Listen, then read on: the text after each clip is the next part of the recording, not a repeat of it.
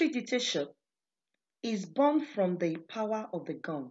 So it undermines the concept of the rule of laws and gives birth to a culture of mighty, a culture of weapons, violence, and intolerance. With this, I welcome you to another interesting class. Our topic is military rule in Nigeria. Get ready to learn.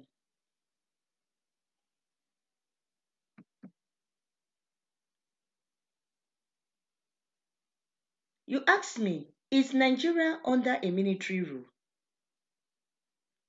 Know that Nigeria today is seemingly democratic with having been no military coup since 1999.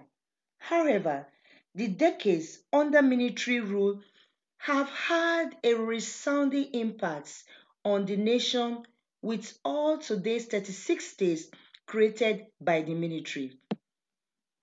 And there's still been a considerable military influence evidence.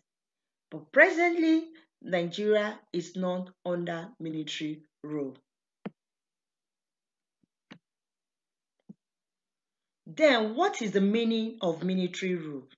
When we are talking about military rule is a form of government in which members of army force are the rulers and leaders of governments. That is to say, the member of army force, they are what? They are the rulers and leaders of governments.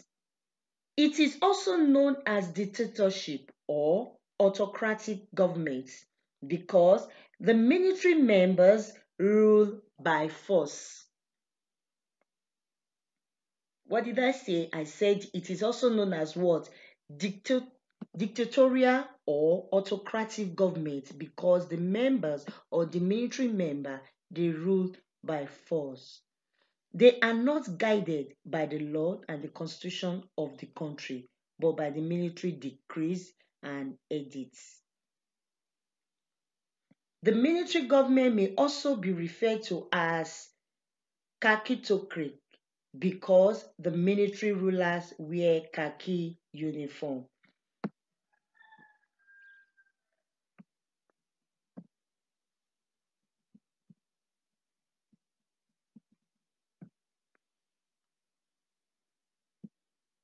Let's look at the components of the military. The military has three components: the army, the navy, and the air force. So we have the army, we have the navy, and the air force. They are the three components of the military.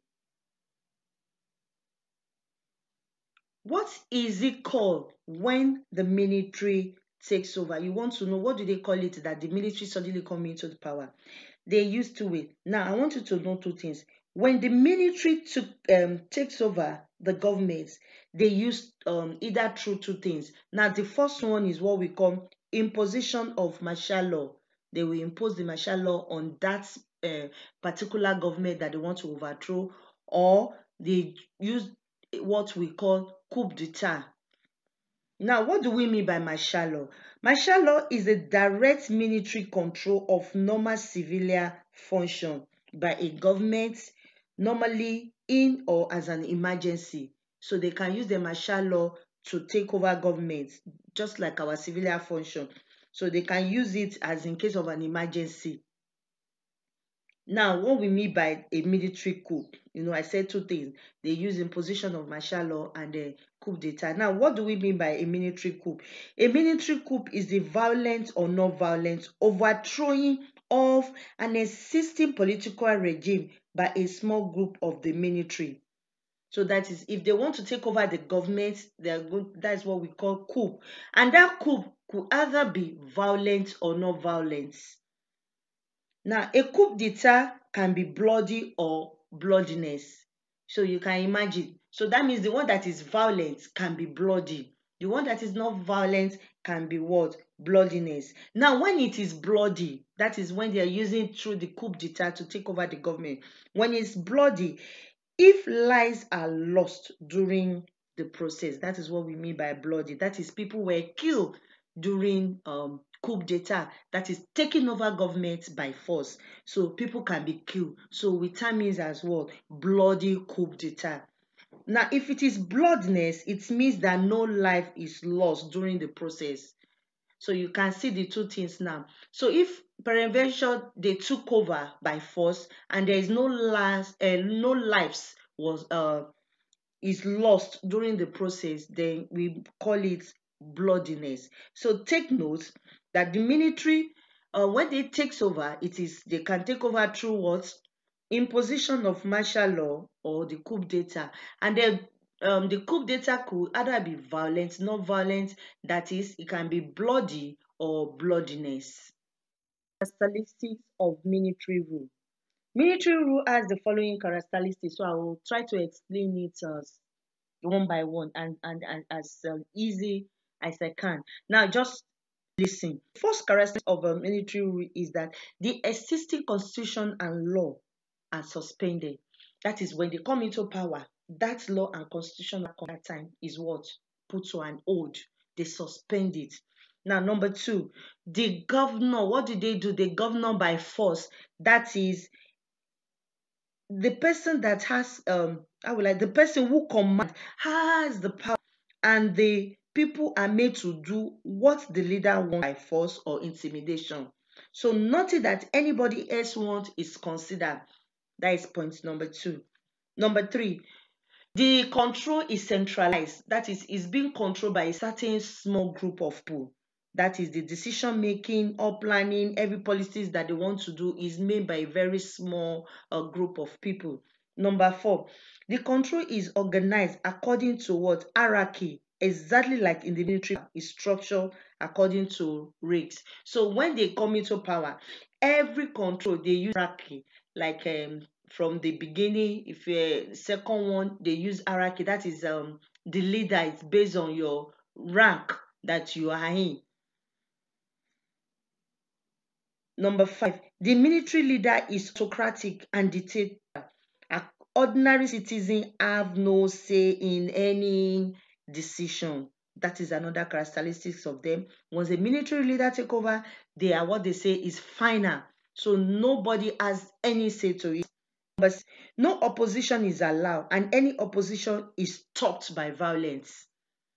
And the final one, the control is enforced according to decree and edit. That is the military law. They use decree and edit. In other words, the military leader can amend or announce any policy or law, even without the approval of any within the hierarchy or ordinary citizen.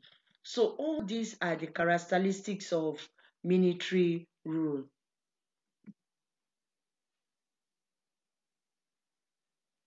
So we want to look at the period of a military rule in Nigeria. We said the military have a long stays in Nigeria government.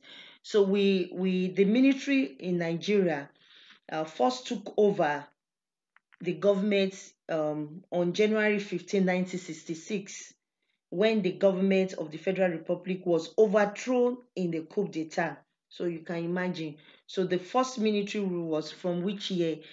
January 15, 1966. Then the military leaders ruled Nigeria from 1966 to 1991 with some civilian rules in between all those years. During this period, Nigeria had 8 military head of states.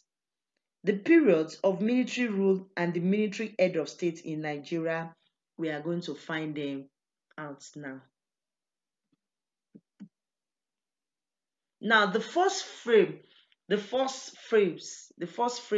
of military rule in Nigeria is between 1966 to 1979. Now, just take note of it. From 1966 to 1966 again. So it's not that is a very short regime for the military rule. We have General Thomas Aguri Irosi. He was the first military ruler in Nigeria. Then from 1966 to 1975, General Yakub Gowon took over from him. Then from 1975 to 1976, it is time for General Muritala Mohammed. In 1976 to 1979, General Olusegun Obasanjo took over. So you can see the first phrase of Nigeria military rule in Nigeria from 1966 to 1979. And I said it again. I said 1966, between 1960 to 1960, very, very few months, we have Major General Thomas Aguri Irosi. 1966 to 1975, we have General Yakub Gowon. 1975 to 1976, General Muritala Ramat Mohammed. And then 1976 to 1979, General Olusegun Obasanjo. The second phase of military rule in Nigeria, which is between 1988 to 1999. Don't forget, like I earlier said, in between this thing, we have our civilian rules that comes in and go, they comes in and they overthrow them like that. So from the second phase is now 1983 to 1999. Now from 1983 to 1985, General Muhammadu Buhari was in charge. Then from 1985 to 1993, General Ibrahim Badamasi Babangida took over. Then 1993 to 1998, General Sani Abacha was in control. Then 1998 to 1999, General Abdul in charge. So you can see the military regime in Nigeria.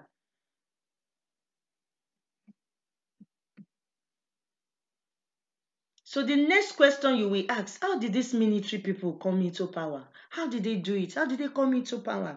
Military leaders came to power either through the imposition of martial law, which I explained to you earlier, or a coup d'etat.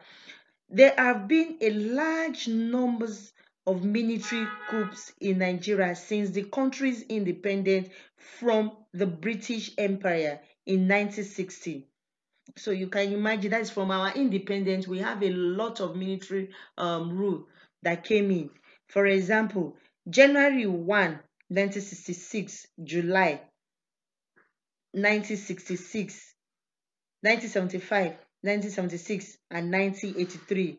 So you can see some were successful and some were not successful. So that is how the military came over power. Like I told you, through coup d'etat and the position of what? Of martial law. Reasons for military intervention. Between 1996 and 1999, the army held power in Nigeria without interruption, except for a short-lived return to democracy between 1979 and 1983.